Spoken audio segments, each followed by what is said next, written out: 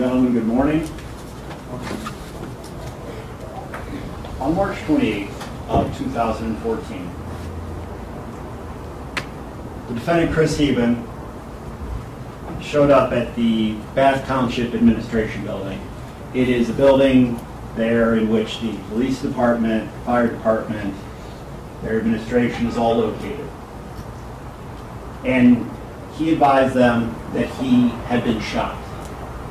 Shot during an altercation that had just happened moments ago. He was at the West Market Plaza, which is at the corner of the intersection of Cleveland, Massillon, and 18.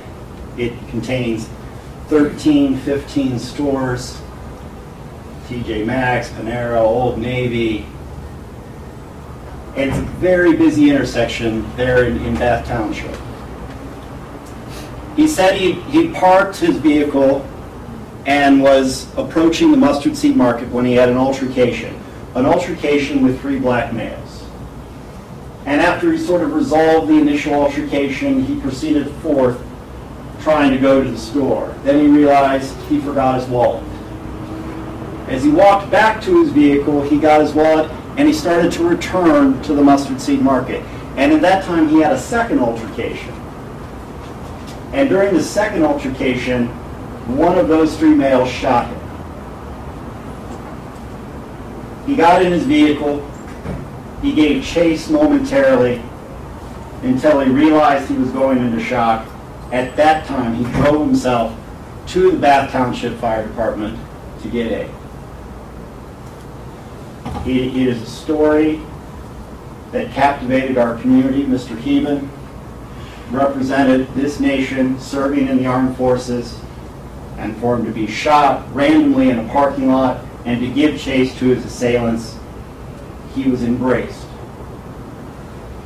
And it was all a lie. None of it ever happened. You will hear evidence that there was no crime scene. Nobody heard anything in one of the busiest places in all of Bath Township. No one saw the altercation. No one heard the altercation. No one saw Mr. Heben. No one saw the shooting. No one heard the shooting. No one called 911. The days and weeks and months as this investigation went on, not a single person called to say, hey, I was there, I saw something. Not a person saw anything along the route of the chase that took approximately 5 or 6 minutes after the incident. There was no blood. There was no shattered glass. There was no pieces of metal. Of the video surveillance available in all of those stores, not a single one of them showed Chris Heben, the altercation, his vehicle, or ultimately the vehicle, the suspect vehicle that he decided upon. But wait, there is more. What was there in that parking lot at the time that the incident occurred was 2 Bath Township police officers. 2 officers were in that plaza doing what police officers do. They were patrolling the plaza. And as many of us have ever seen, they were side by side having a conversation the entire time that that incident was supposed to have occurred. Not only were they there, they were 20 yards from where Chris Heben said the altercation occurred.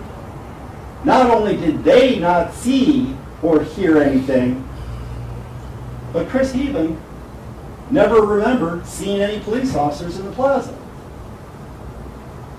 There is more. A 3rd officer was actually posted on the chase route. He had been running traffic, much like police officers do, in an area where a lot of people speed. And he was there at the time of the alleged chase. And according to Chris Heben's story, he should have seen Chris Heben's vehicle, the suspect vehicle, and he saw nothing. But wait, there is more. We know, because of the video surveillance on the fire department and on the administration building, that Chris Heben arrived in that parking lot at 5:38. 5:38. Ladies and gentlemen, the evidence will show that Chris Heben is on his cell phone miles away in Medina at 5:32. And when you take the absence of everything that should have been there, hundreds of cars, 1,000 people, customers, employees, business owners,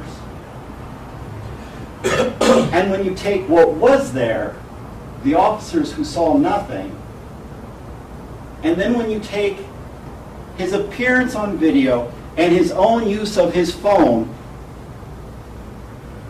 which empirically demonstrates where he was at a particular time, there was only one conclusion: this never happened. And ladies and gentlemen, this was not just an offense against the Bath Township Police Department. They poured. Bath Township had not had a shooting in 5 years. They poured their resources, their time, their energy into investigating this incident on behalf of Chris Heben, because it did captivate everybody. They wanted to track down the people that did this to them.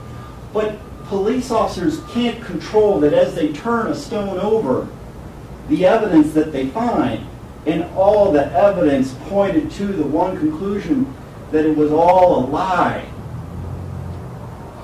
And it's not just an affront to them, but it is the community. It is those customers that shop there. It is those employees that work there, and it is those business owners that try to make a living out there. Their lives were disrupted too. And that is ultimately why there does need to be accountability in this case. And after hearing everything that we're going to be presenting over the next 2 days, I am confident you will find him guilty. Thank you.